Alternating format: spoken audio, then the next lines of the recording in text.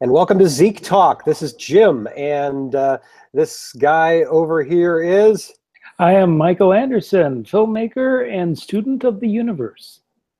Michael Anderson. Any particular existential angsts you're looking to clear up tonight? Not really. I mean, just the normal ones. Okay, all right. Well, me too. It's kind of a quieter week, believe it or not. You wouldn't know it from the nonstop rain of fireworks just outside our window here in our neighborhood. But yeah, media-wise, movie-wise, and all of that, kind of strange for a 4th of July weekend. Yes, yes. And I was going to say it's very similar here in our neighborhood. It was I kept thinking, this is what it must have felt in World War I and World War II under constant barrage and things going off left and right. Except you don't have to fear for your life. Always a plus. Well, only a little bit. A little bit, sure. Yeah. As Leslie Nielsen once said, a bunch of bombs in the air. Very Yes. patriotic. So one big movie that we are going to be talking about is, of course, Spider-Man Homecoming. Oh, yes. Usually the 4th of July holiday is a big movie holiday. The studios vie for that window, that weekend. It used to be, I don't know, I'm sure you remember, Mike, Will Smith's. Yeah, yes. He had an ironclad grip on the 4th of July weekend for many years. Yeah. Well, the 4th of July weekend is a bit weird in that, the 4th always, it switches days. It isn't always a 3-day weekend. Some weekends, like this one, it's sort of a kind of a 4-day weekend if you squint just right and if your employer is good enough to let you off on the Monday. So, and, when the 4th happens on a Wednesday, you just get the Wednesday. It's in the middle of the week. It doesn't really help you either way. It's only the years where it's a Monday or Friday that you really get the full impact of the 3-day weekend and the movie going, opportunities that it opens up. So this one was a weird one. It was the 4th was on a Tuesday. So yeah, sometimes you just don't know what to do with it. But I mean, we got Spider-Man Homecoming that came out this past weekend, or has it come out? I think it comes out tomorrow. Wow. Yeah. Okay. So I assume we'll log off of here and people will have seen it because it is, as we're recording this, Thursday evening, July the 6th. That's so right. that means, when I went to the screening, there was a slide that we had to look at that said that it was going to open up 07/07/17. So that's tomorrow. So if you haven't seen it yet, now is the perfect time to pause this and go see Spider-Man Homecoming, and come back and we can discuss it. Well, don't do that. Because, Mike, I don't think you've gotten a chance to go see it, have you? I mean, no, I haven't, but I have many things to say about it. Okay, well, great. Most people haven't seen it. I've seen it. I've reviewed it for ZekeFilm.org, which, of course, maybe if I'm on the stick this week, there will be a link right around here that you can click and go read my review, which I would greatly appreciate, and I think you'd find it edifying. No spoilers, by the way, and I won't give you any spoilers tonight either. Ooh. Okay. Yeah, we're just going to talk about the movie. And it's a little bit of, hopefully why I think it's worth your time.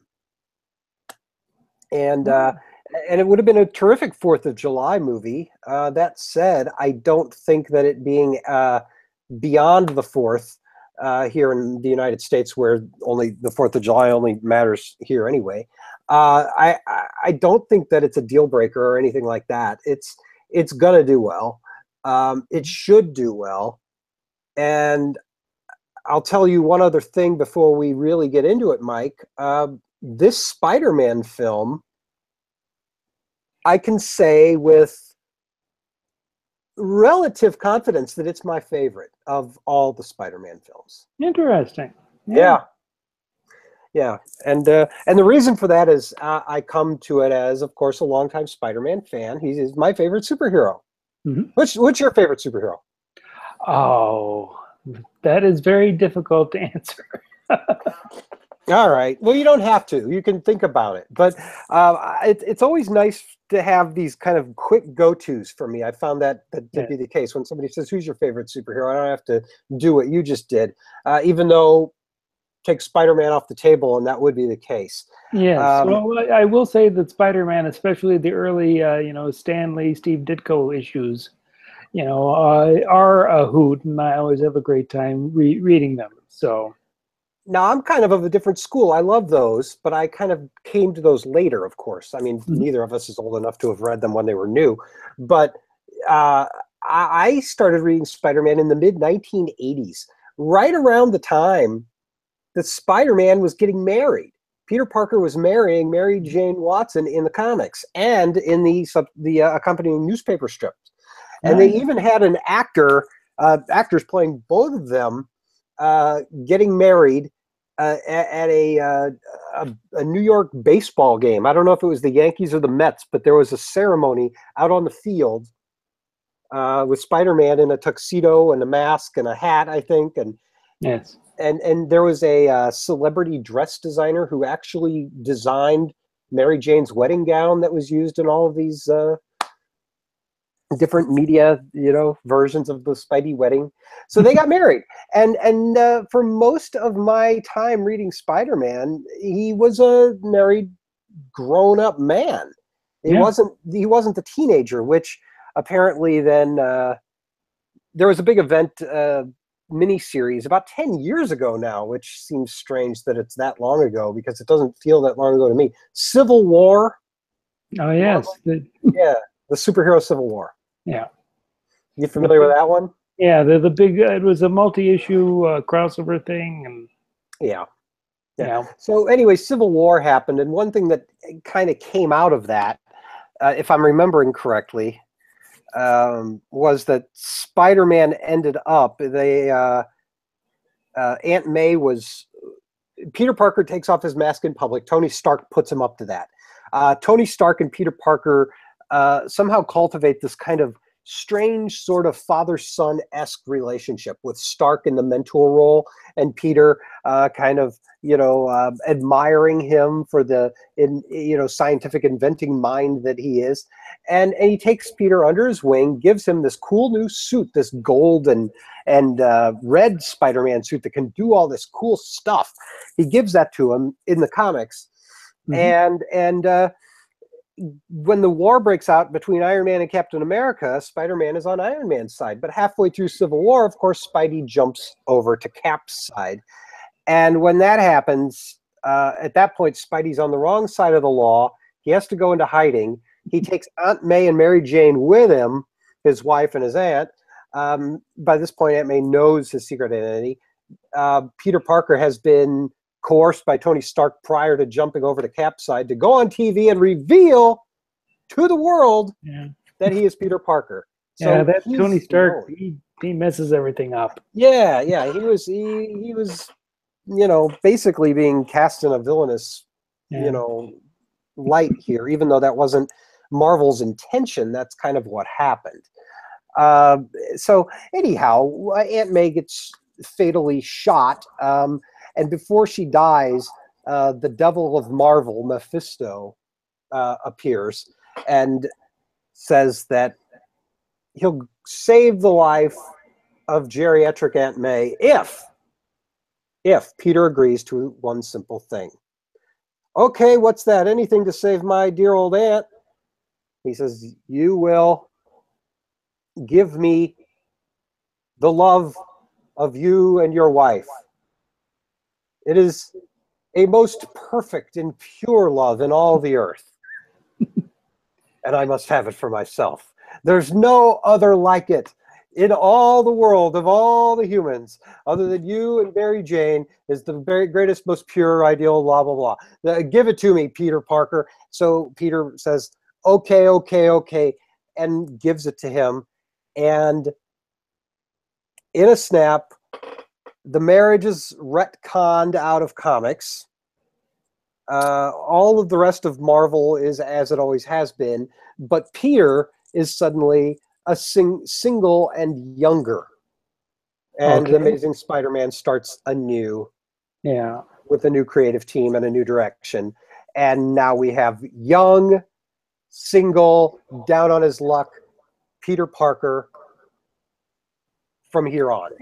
You have to wonder about this because Aunt May, when Spider-Man started, she was already geriatric. I mean, Peter Parker was often wondering, as if I spilled my secret identity to her, why she would die from the shock. That's how aged and close to death she was. Right. And yet at the same time, well, to save her life, I'll give away my one true love, even though she's probably only going to last like, maybe a couple more months, maybe a year tops.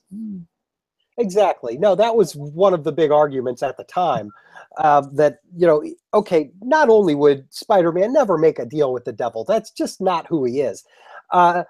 He made a deal with the devil to say, let's face it, a loved one, but a very, very, very fragile geriatric loved one. Yes.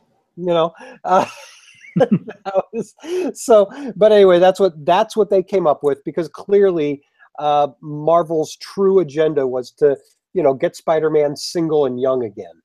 Yeah. So they did that. They did that that way instead of the DC way, which is just complete universe reboot. Yeah, every 5 years. Yes. Yeah. Which, by the way, I have not been current on comics for at least 3 years. So I'm quite sure developments galore have occurred in Spider-Man's world since what I just laid out there. I don't know what they are. I jumped ship on it around the time of just before they killed him, actually. They killed Peter Parker. And then it became Superior Spider-Man, where Dr. Octopus apparently took over the body of Spider-Man and became Spider-Man. And that was a series that ran a couple of years. Yeah. I didn't read it. I think right now the way comics are sort of going, with the stunts and everything, I think pretty much anything, you could say anything right now, and at some point in the future, someone can listen to the podcast and say, well, that's exactly what just happened. You could say, well, Spider-Man is now a girl and an alien and a clone. And in the year 2040, someone will be listening to that and is like, how could they have predicted that? Well, he has been a clone. And I know. Is he a girl? Yeah, I don't know. Anyway, all those things. We're talking about a character that's a good 50 plus years old. Yes. Discovering something new about him all the time. Yeah, even though in the movie he's 15. Yes. Here's the thing. You're talking about Aunt May being geriatric. It's strange that, maybe not strange, Aunt May herself has been getting progressively younger. In the films, we had Rosemary Harris in the Sam Raimi wave of Spider-Man. Then in the ill-fated Mark Webb wave with Andrew Garfield as Spider-Man, we had Sally Field got to be Aunt May. And now it's Marissa Tomei. And she is, so... Aunt May's hot. Yeah, well, let's just come right out with it, shall we? I mean, Tony Stark is hitting on her. He's hitting on her in Civil War, and then he's talking about wanting to hit on her some more. Jokingly, of course. Of course.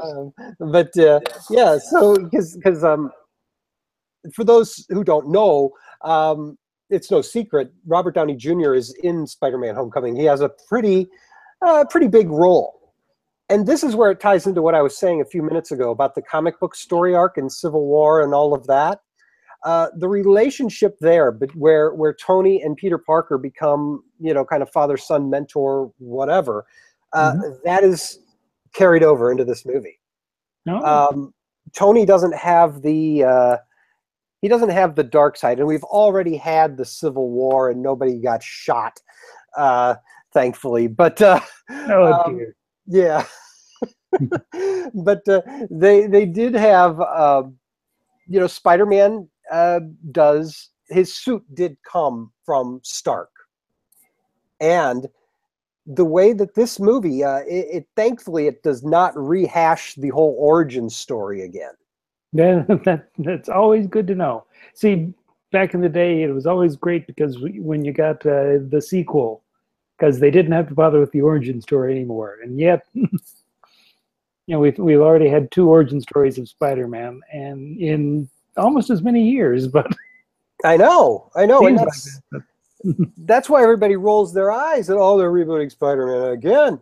The reason to be excited about this, if you're somebody who isn't a big Spider-Man nut like I am, and you just enjoy a Spider-Man movie every now and then, but you're getting a little worn out by the constant rebooting, the reason to be excited this time is because Spider-Man, as the title says, it's the homecoming, and that means Marvel itself. Spider-Man has come home to Marvel proper, meaning Marvel Studios that makes the Iron Man and Captain Americas and Avengers and all this stuff that we've been eating up so readily since the first Iron Man movie in 2008. There's been a Spidey-shaped hole in all of that, in my opinion. This is true. I mean, Spidey has been doing his thing over there, just like the Fantastic Four and the X-Men. They have been separate and apart from the rest of the Marvel Universe. And sometimes it seems just wrong that the rest of the Marvel Universe is sort of isolated like that. Well, or more, in my opinion, Spider-Man was isolated away from that. He couldn't come into this bigger, cooler thing that was happening that everybody's excited about. And of course, cooler minds ultimately have prevailed here. And now we finally get the movie where Spider-Man is a younger hero operating in a bigger pool of more powerful superheroes. Iron Man comes along and takes him under his wing. We get more of that. It was, kind of hinted at in the Civil War movie, but here it's fleshed out a bit more. And I'll tell you what, this kid that they got, Tom Holland, playing Peter Parker, is just a ball of fire. He's energy, and the movie always knows how to have fun. Michael Keaton is the villain, the Vulture. Ah, yes. And he's not a geriatric Vulture here. Everybody who's geriatric is now middle-aged. It's kind of funny, or at least close enough with Michael Keaton, I guess. He's the Vulture, and he's scavenging junk, left over from the alien attack in the movie The Avengers. Okay. You remember the big... oh, well, yeah. How could you forget the big alien attack from The Avengers? It was right. That piece at the end. Yeah, this is something they're still talking about in the various Netflix series. It comes up every now and then. Obviously, this shook people's lives. So, he's got a little company in there, cleaning up that mess, and then Stark's people come in. And it's like, hey, Vulture, or, they don't call him that, call him his real name. I don't think he's ever referred to as the Vulture. But it's like, you can't do this. We're taking over, and they take over. And of course, he gets upset because, here the guy who helped make the mess is now profiting from cleaning up the mess. And 90% of villain origin stories are because the hero has slighted them in some way. Exactly. So he does what any angry PO'd villain does. He makes a suit and goes on a crime spree, and Spider-Man has to emerge. And of course, it's the homecoming dance, and the girl of his dreams is finally connecting with him, and it looks like things are going to happen where he gets to take her to the dance. Anyway, I found myself getting caught up in the little comic book soap opera of Peter Parker's life, and the girl, and will he get to take her to the dance, and is he going to say something stupid, or is he going to get the wrong flower, and all these things that are, the movie doesn't spend a lot of time on, but it's there. for just those moments, it's okay that it's not a superhero fight. We get to have more superhero fights, but Of course. I'm just saying it works very, very well. And to have Spider-Man back in the Marvel world and to have it be fun, I think I may be overselling the case here. I'm a big fan of Raimi's Spider-Man 1 and Spider-Man 2. Yeah, so at the time, I mean, Spider-Man 1, I have to say, Spider-Man 1, it was extra special for me because at the time I was actually living in Sunnyside, Queens, and the opening shot of the subway going past was only 2 blocks away from my apartment that I was living in. So it was, and I saw it at the movie theater that was just 2 blocks away from that. So, wow, they should have had a premiere like on your street. oh, they should have. With a red carpet and Yeah. Spider-Man walks down and everybody. Oh, not in the Sunnyside Cinema. It was a great little corner cinema type place, carved up. Somehow they managed to fit 4 screens into it. But Wow. yeah, it was a great place because it was one of the few places in New York where you could see a matinee for less than $15. So, yep. That's kind of brutal.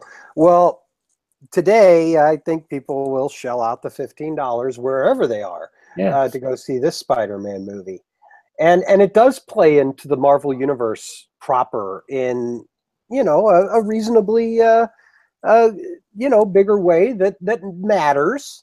I'll say that I don't know if it's going to be an earth shaker in that sense, but yeah, you'll want to have seen it in order to be keeping up with this giant TV show we call the Marvel Cinematic Universe.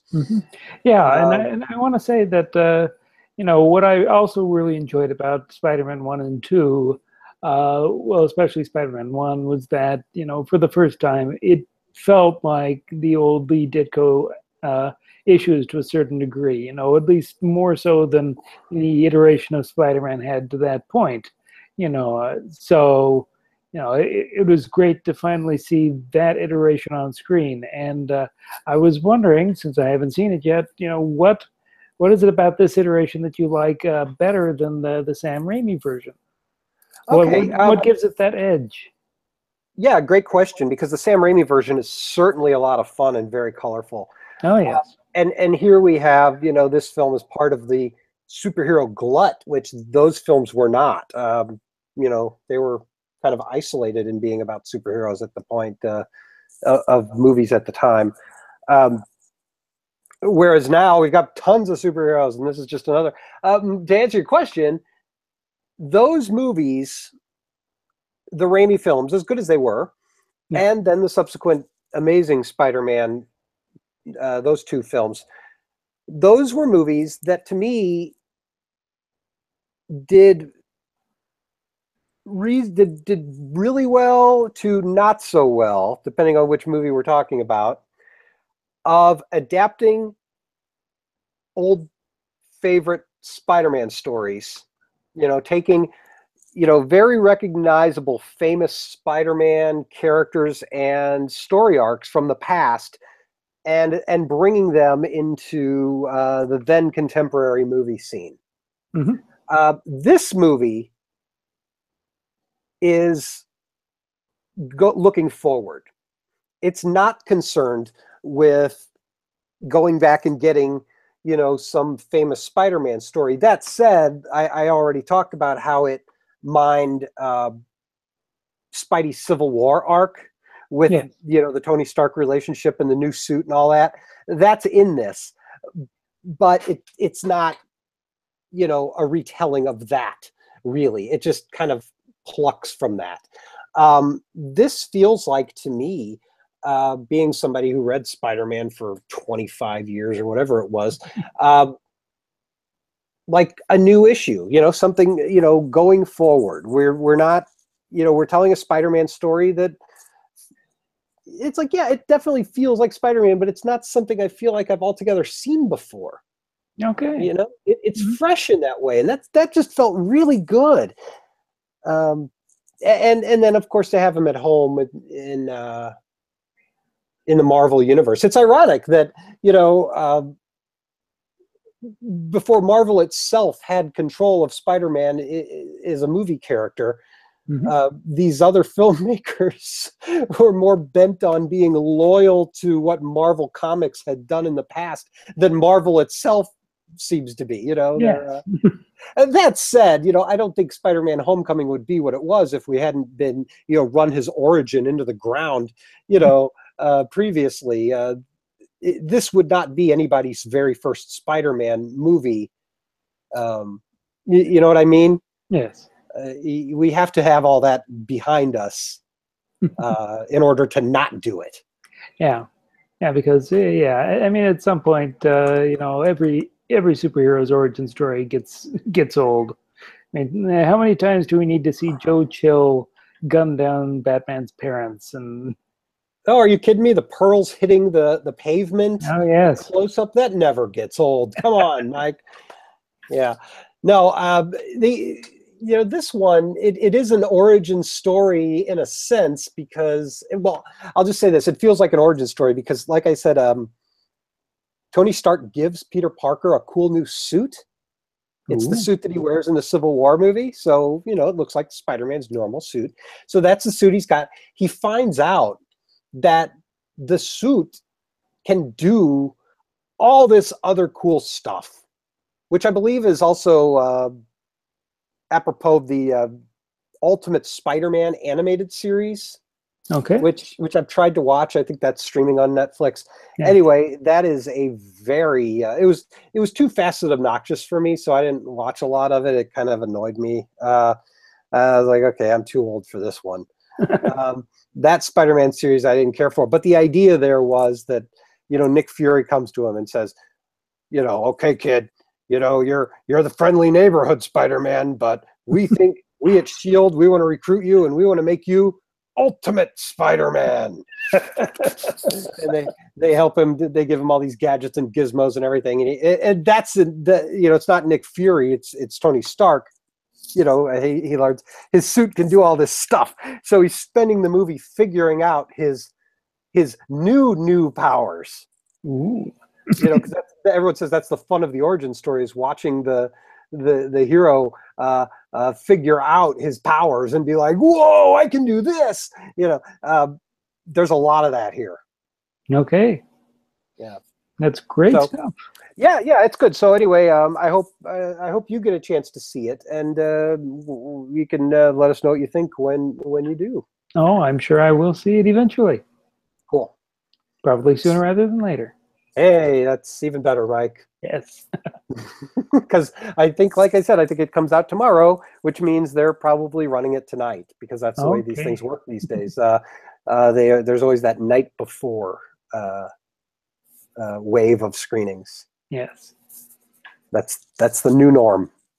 Check your local listings. It'll be fantastic.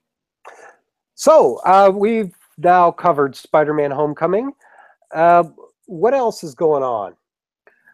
Well, one thing that just dropped on Netflix about 2 weeks ago, which I had a heck of a lot of fun with, is the new Glow Gorgeous Ladies of Wrestling series, which was created by Liz Flahive and Carly Minch, two writers from Orange is the New Black. They're joined here by Orange is the New Black's creators and producer Genji Cohen, who acts as producer here. And yeah, it's a great little, you know, series based on, you know, what is really a wrestling footnote, which back in the 80s, the big heyday of wrestling, when Hulkamania was sweeping the nation, and we had giants like Andre the Giant.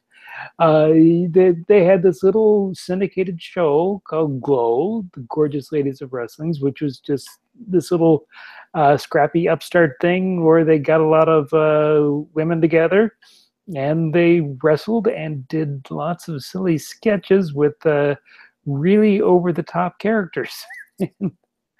And this is a fictionalized version of the making of the series.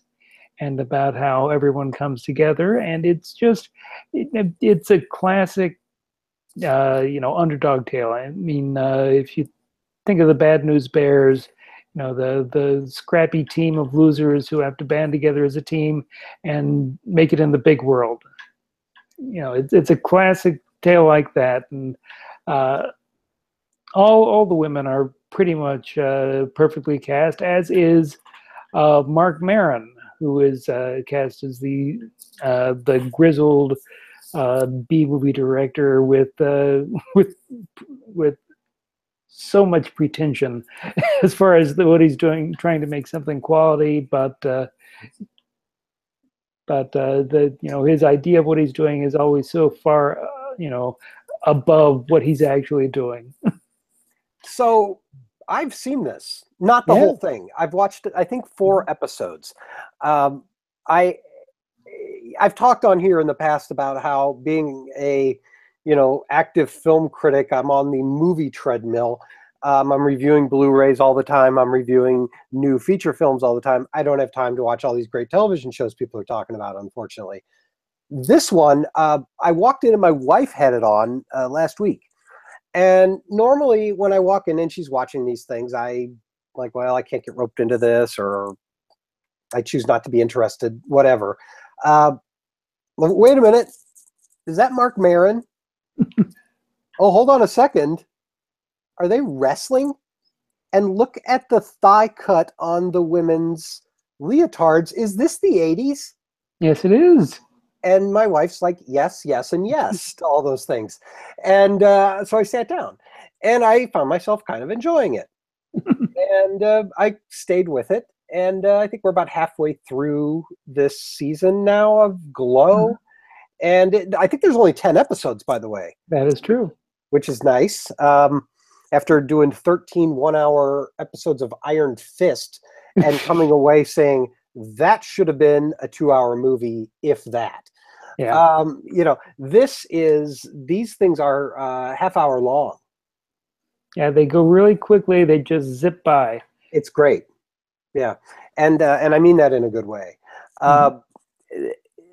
Now, I don't know much about the Glow real story that you were just talking about.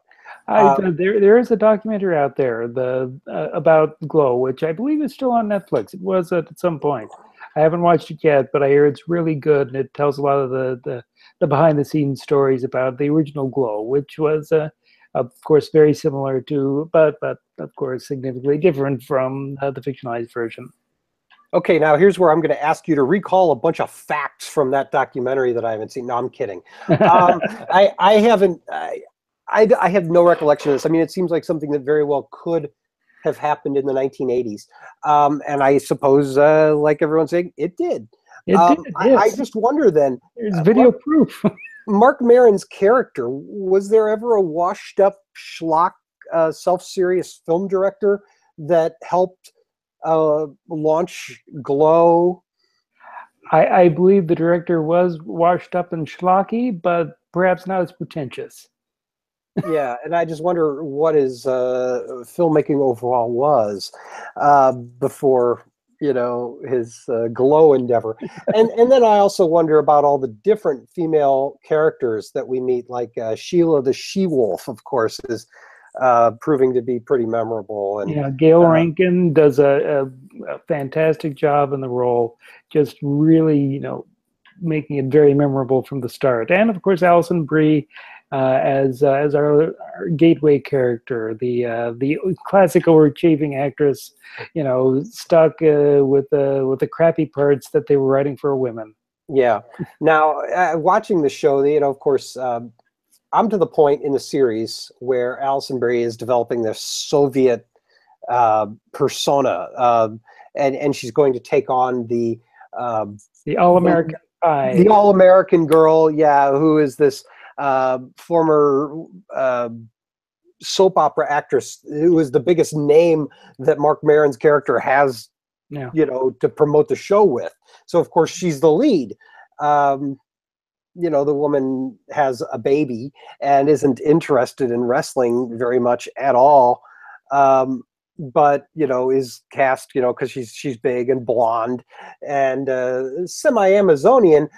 She's given the all-American girl persona. That will be her, and that woman has kind of a sharpness and a kind of a fed up edge, a world weariness to her. Yeah, Betty Gilpin playing. Yeah. And Debbie. Looking at this, I don't know what happens in the show, so don't tell me if I'm right or if I'm wrong here, but I'll just blurt this out because it is the thinking that I've been kicking around that, I sit there and I look at Alison Brie's character, who's so wholesome and wide-eyed and naive, and the other woman, the all-American, quote unquote, I was like, they should switch, switch parts. Let the big blonde woman be the Russian, and then let Alison Brie be the all-American underdog, and that would be then you got something. As far as the show within the show. Yeah. So that's something they might try out. Something that maybe didn't happen, but maybe didn't happen. Okay. Yeah. See, my only spoilers, I read Entertainment Weekly, and there was something about how did Alison Brie come up with that crazy super Soviet character? So I want to see a Netflix series based on my favorite 80s, forgotten 80s wrestling-esque phenomenon, Rock and Roller Games. Oh, yes. Yeah. Was that with like Cyndi Lauper and Rock and Wrestling on MTV, or? No.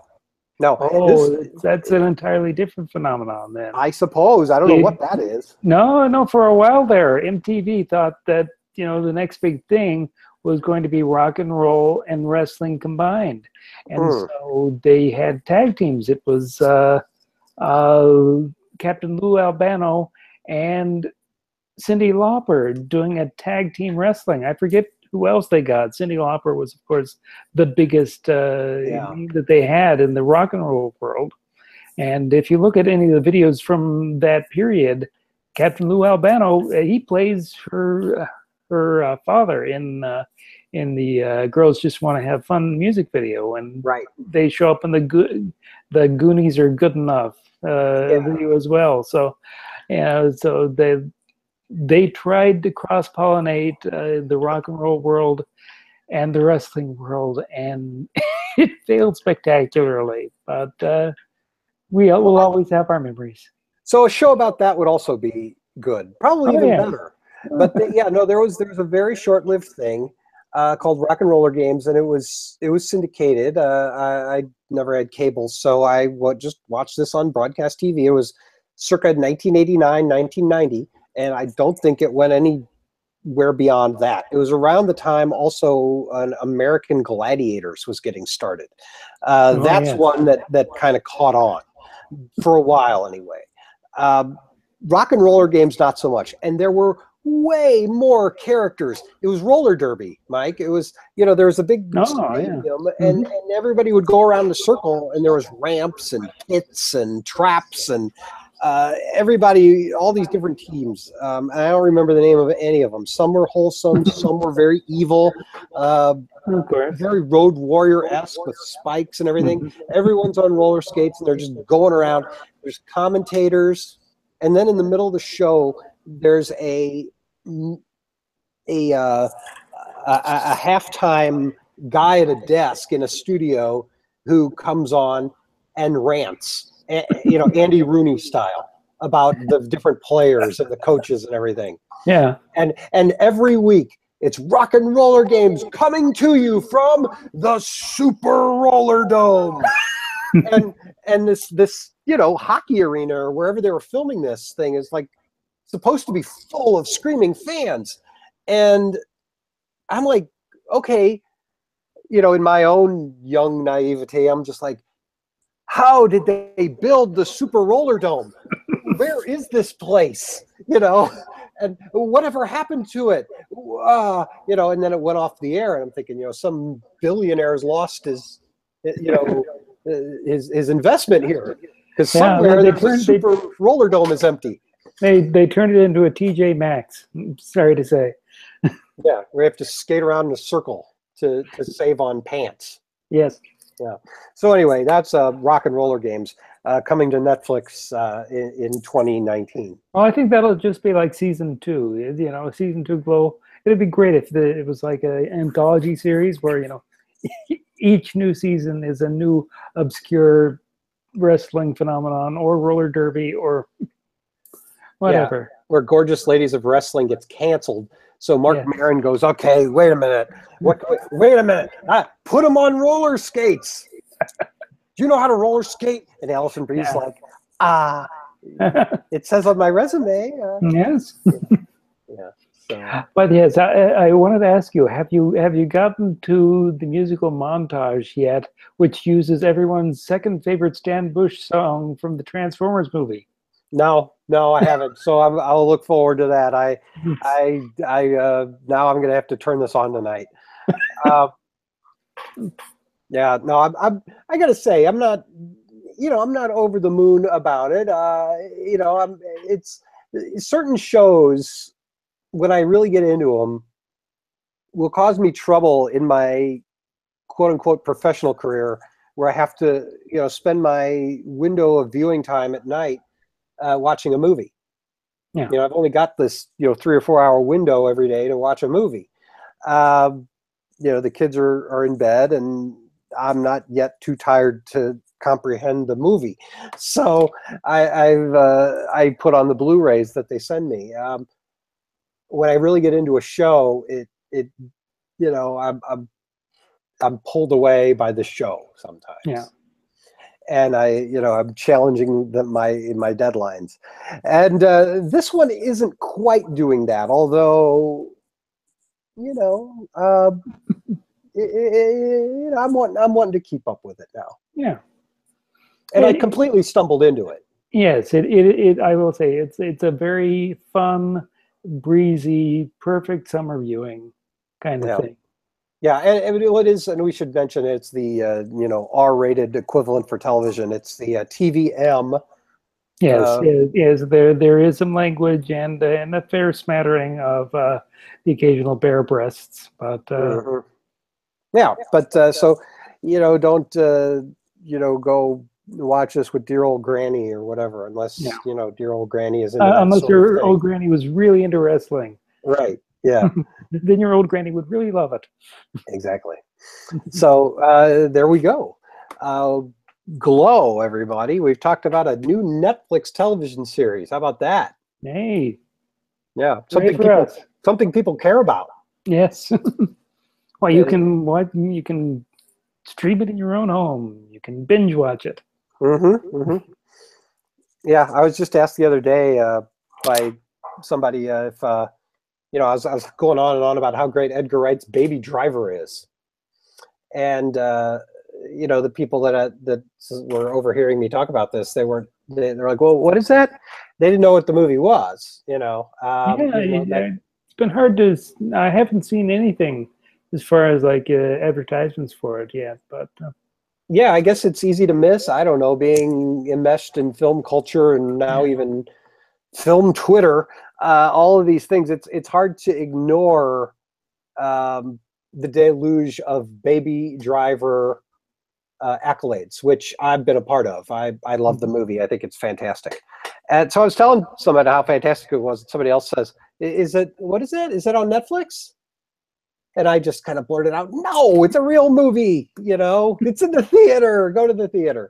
Yeah. And, and they just kind of laughed, at my zealotry and said, I could just tell it's not on Netflix.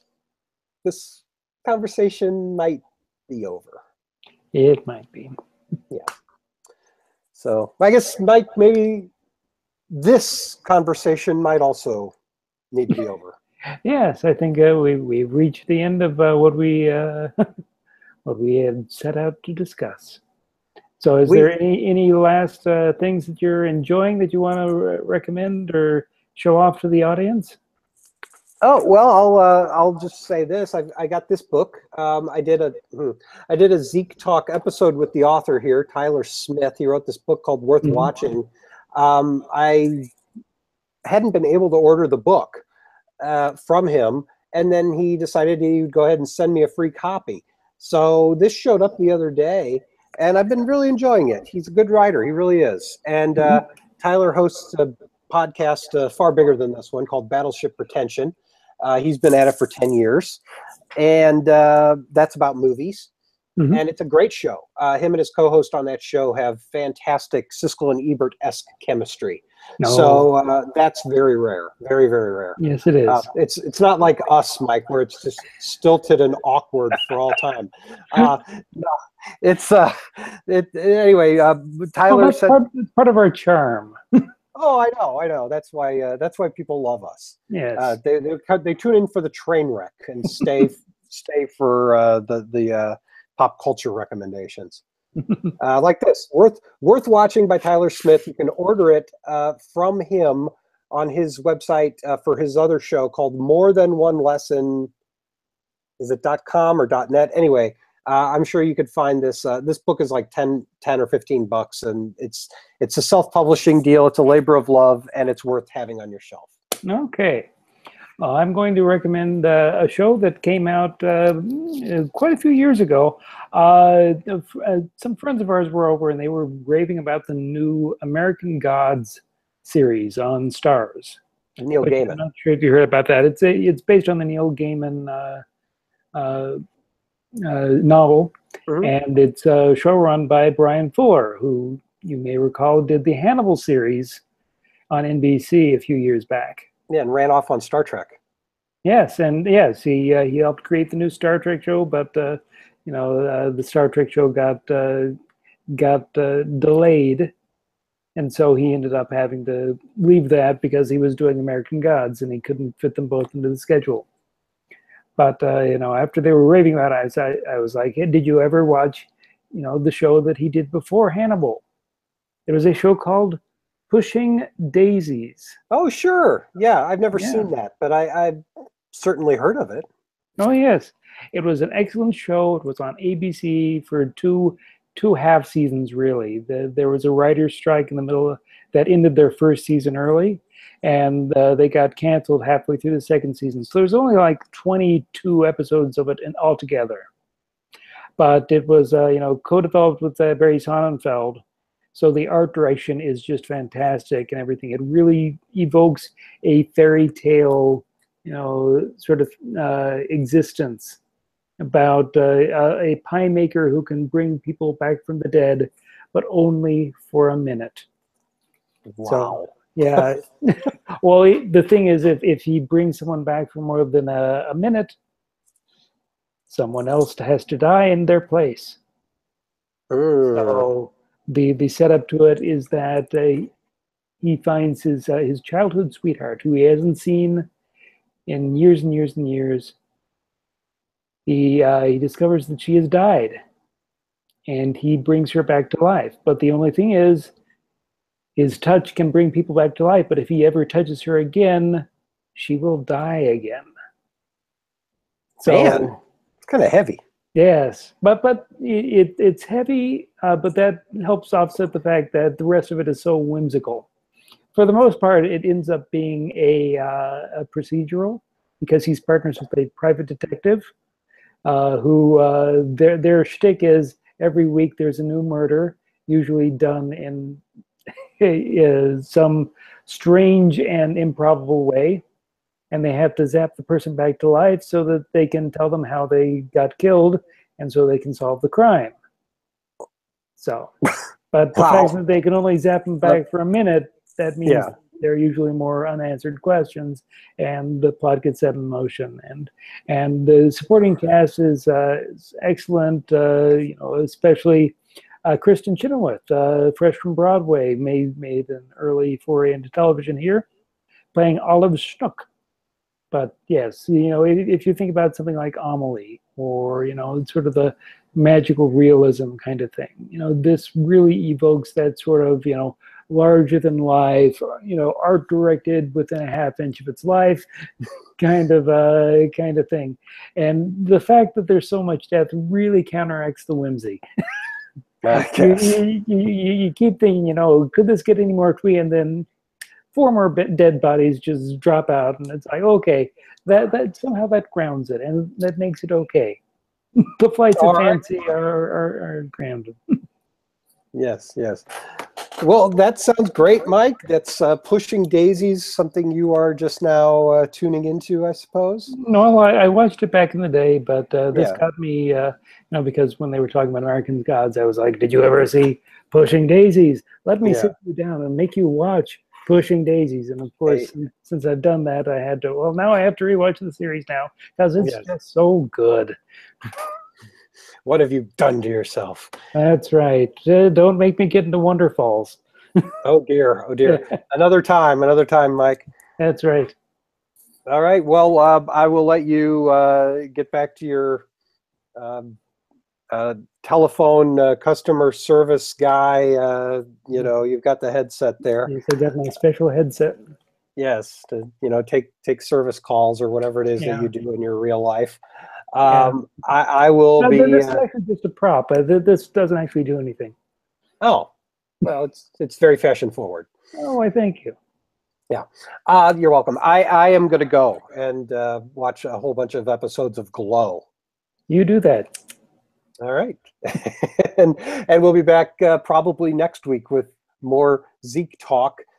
In the meantime, go to ZekeFilm.org, where we've got new reviews of all kinds of bizarre Blu-rays, like The Apple, which I talked about last week on the show with Mike and Dean Treadway.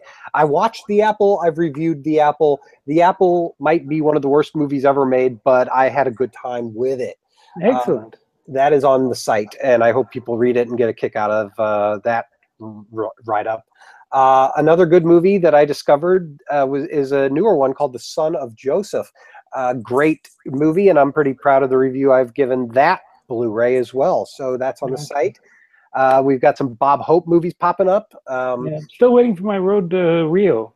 Yeah, that didn't come yet? Not yet. Oh, gosh. See, Lemon Drop Kid went up today by Robert Hornack. Justin Morey reviewed My Favorite Burnett. Is that the title? That's it. Yeah. So, right. That's on the site now.